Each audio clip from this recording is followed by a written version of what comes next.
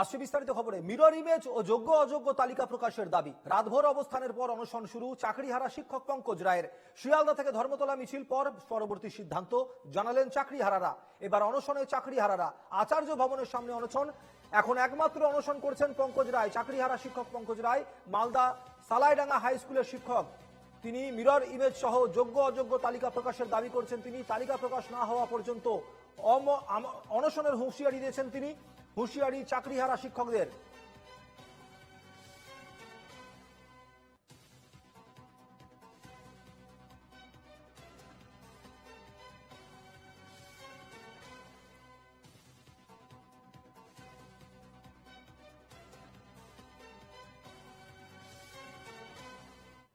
আচার্য সদন school service কমিশনের যে office, সেখানে আমরা এসেছিলাম। মাননীয় চেয়ারম্যান সিদ্ধার্থ মজুমদার স্যারের সাথে আমরা দেখা করি।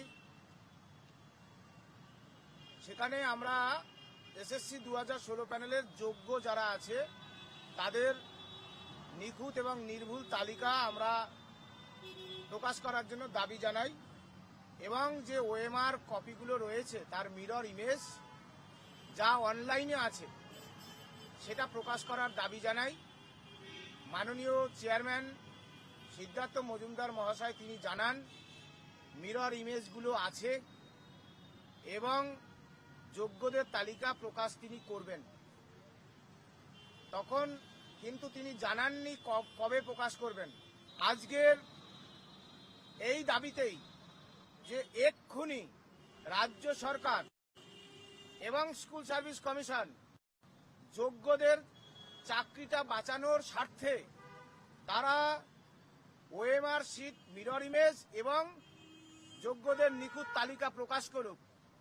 যতক্ষণ না প্রকাশ হবে আমরা এখানে অনশনের কর্মসূচি ঘোষণা করছি।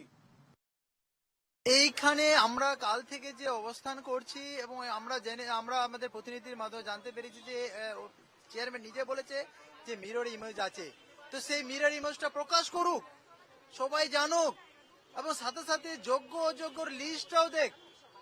এবং এটা শুধুমাত্র ওয়েবসাইটে নয়, শুধু যে কোনো নিউজ পেপারে এটাকে রেজাল্ট ডিক্লেয়ার করার মতন টাঙিয়ে দেওয়া হোক, যেরকম এইচএস বা আরো অন্যান্য রেজাল্ট দেওয়া হয় সেরকম করুক। আমরা আমাদের সবাই সমাজের পশ্চিমবঙ্গের রাজ্যবাসী দেখুক যে কারা যোগ্য কারা অযোগ্য।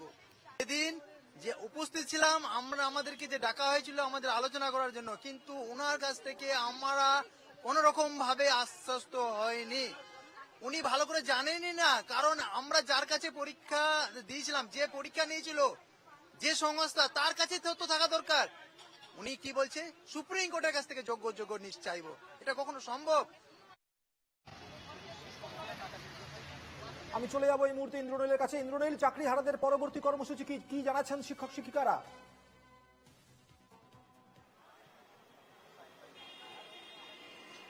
একদমই, দেখো যাদের চাকরি চলে গিয়েছে, অর্থাৎ 2016 সাল যারা চাকরি পেয়েছিলেন তাদের যে কিছুদিন আগে সুপ্রিম কোর্টের যে রায়, সেই রায়ের পর তাদের চাকরি এই মুহূর্তে নেই, কিন্তু তারা চাইছেন যে স্কুলে যেতে। কারণ কি, তারা বলছেন যে রাজ্যের তরফ থেকে সেগ্রিগেশন করে দেওয়া, অর্থাৎ যোগ্য অযোগ্য যে লিস্ট, সেই লিস্ট প্রকাশ করে দেওয়া হোক, তাহলেই তারা যেতে পারবেন চাকরি ক্ষেত্রে। অর্থাৎ তারাও চাইছেন, তারা চাইছেন না এখানে বসে থাকতে দীর্ঘদিন ধরে, তারা চাইছেন না আন্দোলনের পথে যেতে। তাদের কাছে চক ডাস্টারটাই কিন্তু প্রধান। তারা শিক্ষক, তারা সমাজ তৈরির কারিগর। তাই তারা চাইছেন যে যত দ্রুত সম্ভব সেগ্রিগেশন করে দিক রাজ্য, তারা আবার বিদ্যালয়ে ফিরে যাবেন, এমনটাই চাইছেন। কিন্তু তাদের আন্দোলনের পথে নিয়ে আসছে সরকার, এমনটাই বলছেন তারা। আমি একটুখানি কথা বলে নেওয়ার চেষ্টা করব যারা আন্দোলনকারী রয়েছেন তাদের সঙ্গে। এবং এই যে বিভাজন, এই বিভাজন যত দ্রুত সম্ভব তত তাড়াতাড়ি করে দেওয়া হোক, এমনটাই বলছেন। আমি আর একটুখানি কথা বলে নেব যে আপনারা চাইছেন বিদ্যালয়ে ফিরে যেতে, কিন্তু সরকারের তরফ থেকে যে সেগ্রিগেশন, সেই সেগ্রিগেশন এখনো হয়নি। আগামী কর্মসূচি দেখুন, আমরা তো এখানে বসেছি এবং যে ধর্ণা দিচ্ছি সেখানে আমরা অনশনও করছি। ঠিক আছে, আমাদের দাদা উনি অনশনও করছেন। ঠিক আছে, তো আমরা আমাদের এই লড়াই চালিয়ে যাব। আর যতক্ষণ না কর্মসূচির থেকে বড় কথা, যতক্ষণ না আমাদের স্যাগ্রিগেশন হচ্ছে আর আমাদের লিস্ট মিরর ইমেজ, বা আপনি যেটা আমি একটু আগে শুনলাম নাকি এসএসসি চেয়ারম্যান বলেছেন যে যোগ্য অযোগ্য লিস্ট দেবেন, তাহলে ওনার কাছে গতকাল আমাদের বলেছিলেন যে ওনার কাছে মিরর ইমেজ আছে, আমরা দাবি করেছিলাম সেটা প্রকাশ করার জন্য, এবং আজকেও আমাদের সেই একই দাবি প্রকাশ করুক, যোগ্য অযোগ্য বাছাই করুক, না তো কোনো আলোচনা কোনো জায়গা নেই, আলোচনার দিন শেষ, সময় কিন্তু আমাদের ফুরিয়ে যাচ্ছে, এরপরে কিন্তু আমাদের রিভিউ পিটিশনও সম্ভব না, অতি দ্রুততার সাথে আমাদের চাকরি ফিরিয়ে দেওয়ার ব্যবস্থা হোক, না তো আমরা চুপ করে থাকবো না। এবং আমাদের পঙ্কজ দা অনশনে বসেছেন আজ থেকে, উনি আমাদের এই লড়াইকে এগিয়ে নিয়ে যাচ্ছেন, আমরা সবাই ওনার সাথে রয়েছি, আপনি ওনাকেও জিজ্ঞেস করতে পারেন। আমি একটু সকাল থেকে অনশন শুরু করেছেন, আমি একটুখানি তার সঙ্গেও কথা বলে নেব যে আপনি অনশন শুরু করেছেন কিন্তু এখনো সেগ্রিগেশন, সেই সেগ্রিগেশন হলেই আপনারা আবার ফিরে যেতে পারবেন বিদ্যালয়ে, যোগ্য অযোগ্য যারা যোগ্য তারা ফিরে যেতে পারবে, এই জায়গাতে এখনো পর্যন্ত সরকারের না, সদিচ্ছা বলতে আমরা তো সেদিন 7 তারিখ দেখেছি, যে আশা নিয়ে আমরা গিয়েছিলাম সেই আশা আমরা কোনো মতনই পাইনি। কারণ যেটা আলোচনা যে হয়েছিল সেই আলোচনাতে আজ অনেক রকমের প্রশ্ন করার একটা আমাদের অনেকটা জায়গা ছিল, ওনাকে বলার ছিল, কিন্তু আমাদেরকে সেই বলার সেই সুযোগটা আমরা পাইনি। অর্থাৎ সরকারের সদিচ্ছার অভাব তো অবশ্যই আছে, তবে বিশ্বাস আমাদের আছে যে এই জয় আমরা ছিনিয়ে আনবো যে করেই হোক। তার জন্য নিয়োগকারী সংস্থার এসএসসি অফিসের সামনে আমরা আমাদের কর্মসূচি চালিয়ে নিয়ে যাচ্ছি। আগামী দিনে আর কি কর্মসূচি? না, আগামী দিনে কর্মসূচি কি হবে সেটা তো পরে কথা, কিন্তু আমরা এখন যে কালকের বৈঠকে কি আপনারা যাবেন শিক্ষামন্ত্রী? না, আমাদের কাছে এরকম এখনো কোনো খবর আসেনি। যদি আসে তাহলে সেটা আমাদের ঊর্ধ্বতন কর্তৃপক্ষ সিদ্ধান্ত, আমরা সবাই মিলে সেটা আলোচনা হবে, তারপরে এখন তো আলোচনা করেও তো সেরকম কোনো লাভ নেই, কারণ আমাদেরকে এখন অ্যাকশন নেওয়া দরকার, কারণ সময় খুবই কম। এই সময়ের মধ্যে যদি রিভিউ পিটিশন না হয় তাহলে তো এমনিই আমরা শেষ হয়ে যাব, তো আলোচনা করে কি লাভ? একদমই তারা বলছেন একদমই আলোচনার জায়গা নেই, এই মুহূর্তে তাদের আচার্য যে সদনের segregation সামনে থেকে চাকরি আর শিক্ষক শিক্ষিকাদের বক্তব্য। আমার সঙ্গে ছিলেন আমার প্রতিনিধি ইন্দ্রনীল ঘোষ, আমি ধন্যবাদ জানাবো ইন্দ্রনীলকে। এই গোটা ঘটনা নিয়ে বিজেপি নেতা দিলীপ ঘোষ, কংগ্রেস নেতা সৌম্য আইচ রায় কি বলেছেন তারা বিভিন্ন রাজনৈতিক দলের নেতৃবৃন্দ, শোনাবো আপনাদের। না দেখুন, আন্দোলন তো করতেই হবে সরকারের বিরুদ্ধে। আজ দৃষ্টি আকর্ষণও কোর্টের হয়, কারণ তৎক্ষণ ঠিক মতো না যেন কোর্ট জাস্টিস করতে পারেনি। কিন্তু বিশৃঙ্খল ভাবে একা একা যদি কেউ আন্দোলন করে তাতে লাভ হবে না, শরীর খারাপ হবে। যেন সংগঠিত হবে এই বিরুদ্ধে লড়াই করতে 18,000 লোক কিছু কম নয়, লোকেরা আছেন, তারা একত্রিত হয়ে আন্দোলন করুন, আমরা তো সহযোগিতা করুন। সমস্ত গণতান্ত্রিক মানুষ বাংলার জাতি ধর্ম বর্ণ দল মত নির্বিশেষে এই সরকারের মুখোশ টেনে তুলে ফেলে দেওয়া উচিত। এবার অনশনে চাকরিহারারা সল্টলেকে এসএসসি ভবনের সামনে অনশনে বসেছেন একের পর এক চাকরিহারা শিক্ষক শিক্ষিকা। অনশন মঞ্চে পৌঁছেছেন রূপা গাঙ্গুলি, অভিজিৎ গঙ্গোপাধ্যায়, রুদ্রনীল ঘোষরা।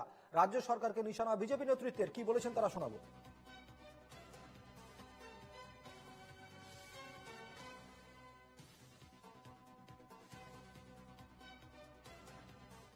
আমরা তো আছি, আপনারা তো একা নন, এটা আমরা দেখাতে চাই যে আপনারা একা নন, আপনাদের সঙ্গে আমরা আছি এবং শেষ পর্যন্ত থাকবো, প্রতিটা মুহূর্তে থাকবো। পুলিশ যত খুশি মামলা করে করুক, সেই মামলা আমরাও বুঝে নেবো।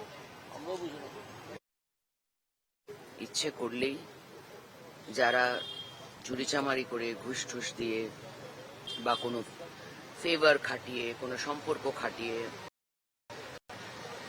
চাকরি পেয়েছেন, মার্কসের অনুযায়ী নয়, এবং যারা ভালো রেজাল্ট করেছে তাদের টপকে টপকে কিছু অযোগ্য মানুষকে চাকরি দিয়ে দেওয়া হয়েছে, এই ডিটেলটা একমাত্র মাননীয় মুখ্যমন্ত্রী দিতে পারবেন। আমি তো বারবার করে করজোরে অনুরোধ করছি যে আপনি এই একটা বিষয় রাজনীতিটা ছেড়ে দিন, আপনি অন্য সব বিষয়ে আন্দোলন করুন, রাজনীতি করুন। মানে আপনি সুপ্রিম কোর্টকে বিজেপির কোর্ট বলছেন, এসব উল্টোপাল্টা কথা বলছেন, এসব বলে কোনো লাভ নেই। আপনি এই সলিউশনটা আপনার কাছেই আছে।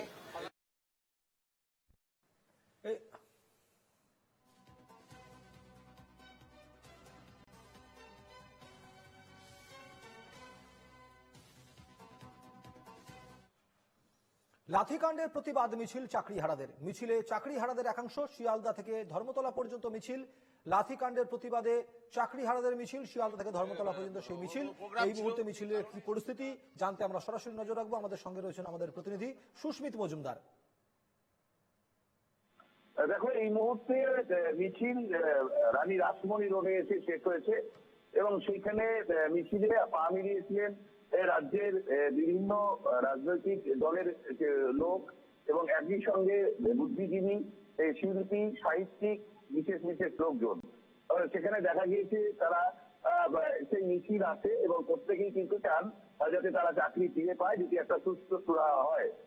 মিছিল একদম সুস্থ ভাবে আছে, কোন রকমের পুলিশি বাধায় তাদের পড়তে হয়নি এবং তারা যেহেতু আরো একটি রাজনৈতিক মিছিল ছিল, সেই রাজনৈতিক মিছিলের কারণে কিছুটা সমস্যা হলেও পরবর্তীকালে তারা ধীরে ধীরে রানী রাসমণি রোডে চলে আসেন এবং এখন তাদের পরবর্তী ঘোষণা, তাদের পরবর্তী কি কর্মসূচি রয়েছে সেটা ঘোষণা হবে তাদের নেতৃত্বের কাছ থেকে। এখন জুনিয়র ডাক্তার ফোরামের পক্ষ থেকে তাদের কাছে আসা হয়েছে, সেখান থেকে তারা বক্তব্য রাখছেন এবং তারা তাদের সহানুভূতি দেখাচ্ছেন এবং একই সঙ্গে আমরা দেখেছি শিল্পী বাদশা মিত্র ও আমরা দেখেছি একাধিক ব্যক্তিত্ব তাদের সঙ্গে সৌরভ পালদি তিনি এসেছিলেন। প্রত্যেকেই কিন্তু তাদের সঙ্গে সহানুভূতির সঙ্গে বিষয়টা দেখার আবেদন রেখেছেন রাজ্য সরকারের কাছে, যাতে এই বিষয়টা দ্রুত নিষ্পত্তি হয়। তবে শিক্ষক শিক্ষিকাদের যথেষ্ট সম্মানহানি হয়েছে, তারা স্কুলমুখী হতে চাইছেন, তারা ছাত্রছাত্রীদের পড়াতে চাইছেন, যেহেতু সেই শিক্ষক শিক্ষিকারা ছাত্র গড়ার কারিগর। তুমি সেই মিছিলের দিকে নজর রাখো সুস্মিত। আমরা দেখলাম যে ইতিমধ্যে কিন্তু মিছিল শেষ হয়েছে, যেমনটা আমাদের প্রতিনিধি জানাচ্ছিলেন। অনেক ধন্যবাদ জানাবো। সঙ্গে ছিলেন প্রতিনিধি সুস্মিত মজুমদার।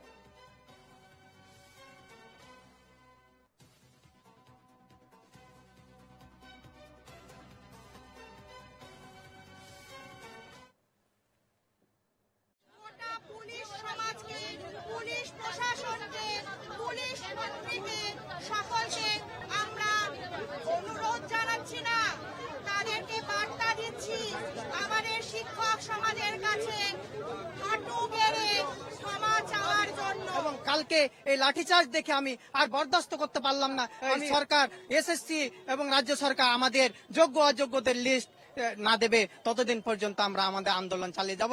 এবং আমরা তো এই ঘটনাতে অত্যন্ত বাজে ঘটনা কালকে আমাদের সাথে ঘটেছে, যা ঘটেছে এটা সরকারের থেকে আশাই করা যায় না। আমরা শিক্ষক সমাজ, আমাদের উপরে এভাবে লাঠি চার্জ করা, লাথি মারা, এগুলো তো আমরা ডিজার্ভ করি না। আমরা আমাদের ন্যায় চেয়ে পথে নেমেছিলাম। উনি যে আশ্বাস দিয়েছেন সেই আশ্বাসে উনি যা সেই আশ্বাসটা আমরা মানতে রাজি নই। ওই আমাদের পক্ষে ওই ভলেন্টিয়ার সার্ভিস করা আমাদের পক্ষে সম্ভব নয়। তারপর আমরা ওনার আশ্বাসে সন্তুষ্ট হতে পারছি না। ওনার মুখে একরকম বলেছেন, এবার আমাদের যে মিসলেনিয়াস অ্যাপ্লিকেশন করা হয়েছে বোর্ড থেকে, সেখানে বলা হচ্ছে নিউ রিক্রুটমেন্ট প্রসেসের কথা, কিন্তু আদালত একবারও নিউ রিক্রুটমেন্ট বলে দেয়নি, নিউ সিলেকশন প্রসেস বলেছেন।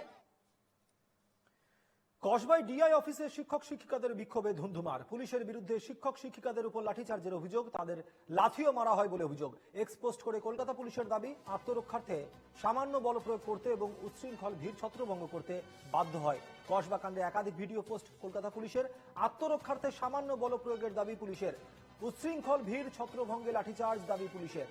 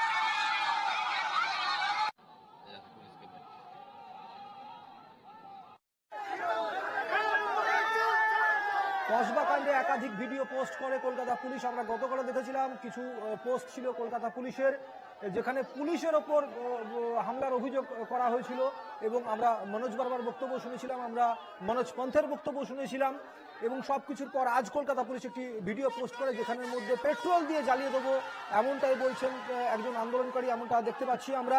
এই ভিডিওটি পোস্ট করেছে কলকাতা পুলিশ।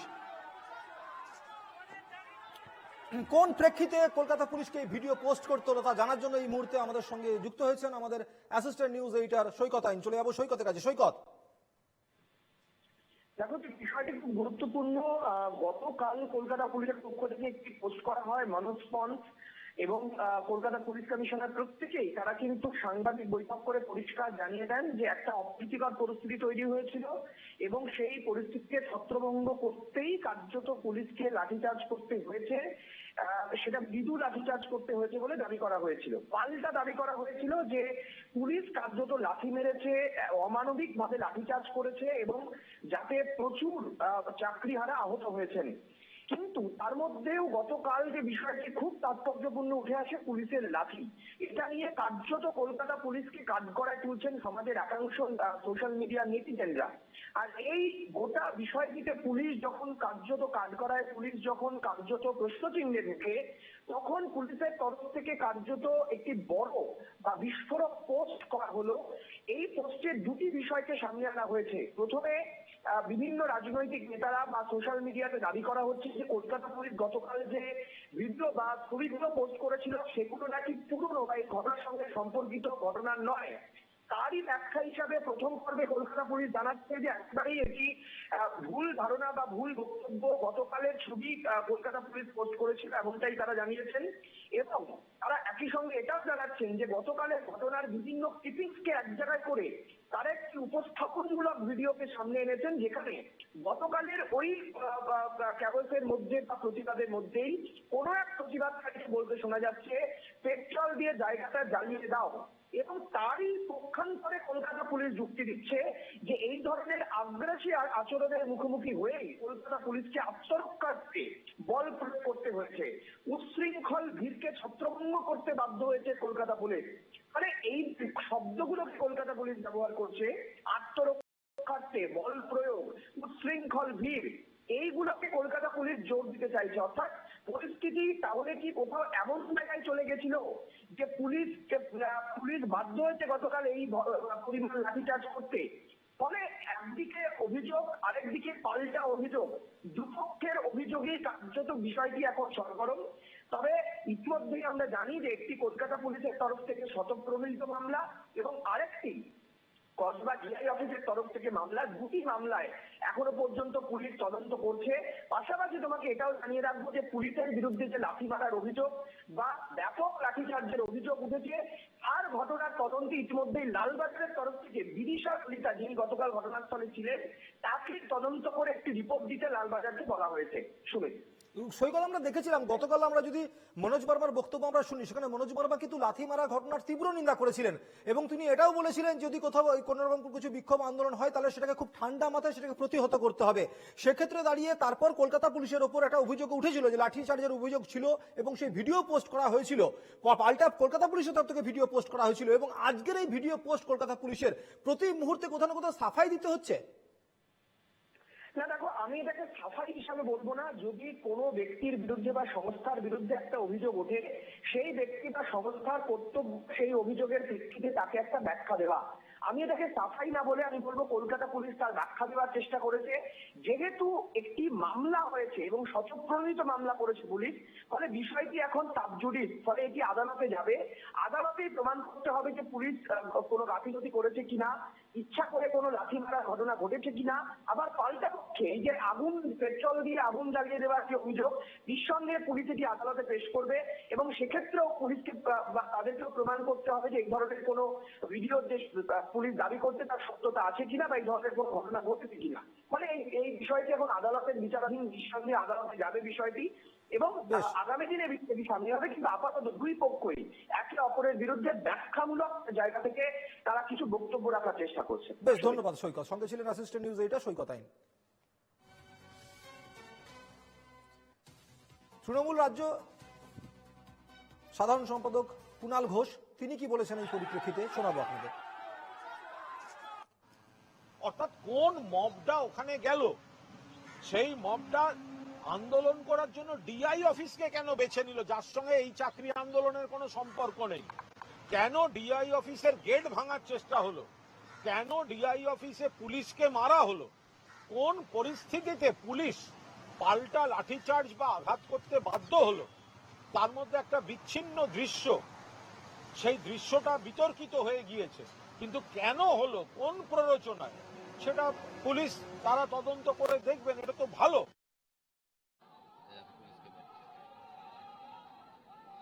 কসবাকাণ্ডে একাধিক ভিডিও পোস্ট কলকাতা পুলিশের। গতকাল আমরা দেখেছিলাম কিছু ভিডিও পোস্ট করা হয়েছিল কলকাতা পুলিশের তরফ থেকে, এবং সেখানে কলকাতা পুলিশের তরফ থেকে বলা হয়েছিল যে উচ্ছৃঙ্খল ভিড় ছত্রভঙ্গে লাঠিচার্জ করতে বাধ্য হয়, হালকা মৃদু বল প্রয়োগ করতে হয়েছিল কলকাতা পুলিশকে। এবং আজকে যে ভিডিও পোস্ট করা হয়েছে, যেখানে ভিডিওর মধ্যে বলা হচ্ছে, আমরা দেখলাম যে একজন আন্দোলনকারী বলছেন যে পেট্রোল দিয়ে জ্বালিয়ে দেবো, সেই ভিডিও পোস্ট করা হয় কলকাতা পুলিশের তরফ থেকে।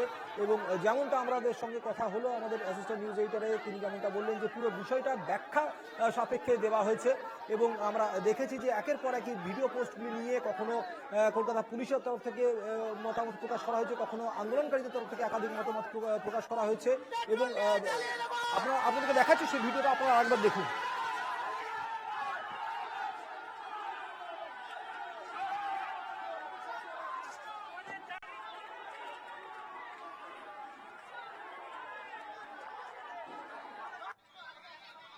এসএসসি দুর্নীতি মামলায় সুপ্রিম কোর্টের রায়ে চাকরি হারিয়েছেন প্রায় 26,000 মানুষ। অভিযোগ, যোগ্য অযোগ্য আলাদা করা যায়নি, ফলে 2016 সালের সম্পূর্ণ প্যানেল বাতিল করে দিয়েছে শীর্ষ আদালত। এর ফলে যোগ্যরাও অনেকে এখন চাকরিহারা। চাকরি ফেরানোর দাবিতে তারা পথে নেমেছেন। বুধবার জেলায় জেলায় আমরা দেখেছিলাম ডিআই দপ্তর অভিযানে ডাক দিয়েছিলেন তারা। কসবা ডিআই দপ্তরে জড়ো হয়েছিলেন অনেকে, সেখানে পুলিশের সঙ্গে চাকরিহারা বিক্ষোভকারীদের ধস্তাধস্তি হয়। পরিস্থিতি সামাল দিতে পুলিশকে লাঠিচার্জ করতে হয়েছিল। এমন কিছু ভিডিওতে বিক্ষোভকারীদের লাথি মারতে দেখা গিয়েছিল পুলিশকে।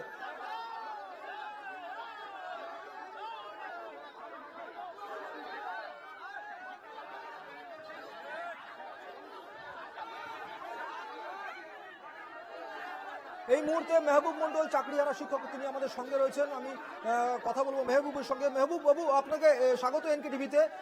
দেখা যাচ্ছে কলকাতা পুলিশের তরফ থেকে একটি ভিডিও পোস্ট করা হয়েছে, যে ভিডিওর মধ্যে একজনকে বলতে শোনা যাচ্ছে যে পেট্রোল দিয়ে জ্বালিয়ে দেব। কলকাতা পুলিশের তরফ থেকে ভিডিও পোস্ট করা হয়েছে। এই ভিডিওর পরিপ্রেক্ষিতে আপনার কাছে জানতে চাইবো যে এই বক্তব্য আপনাদের তরফ থেকে কি করে কেউ রেখেছিল, কারা রাখলো এই বক্তব্য?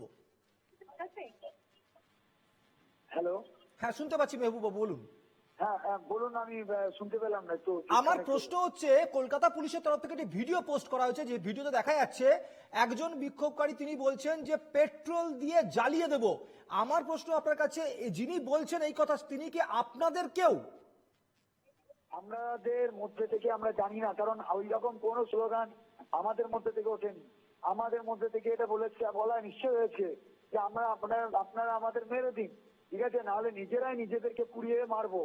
কিন্তু কখনোই অন্য ভাবে পেট্রোল দিয়ে পুড়িয়ে দেওয়া হবে, কোথায়, কে বলেছে? এত ভিডিও ফুটেজ আছে, সেই ফুটেজ থেকে আপনারা বের করুন, এই বক্তব্যটা পার্টিকুলার কোন ব্যক্তি বলেছে।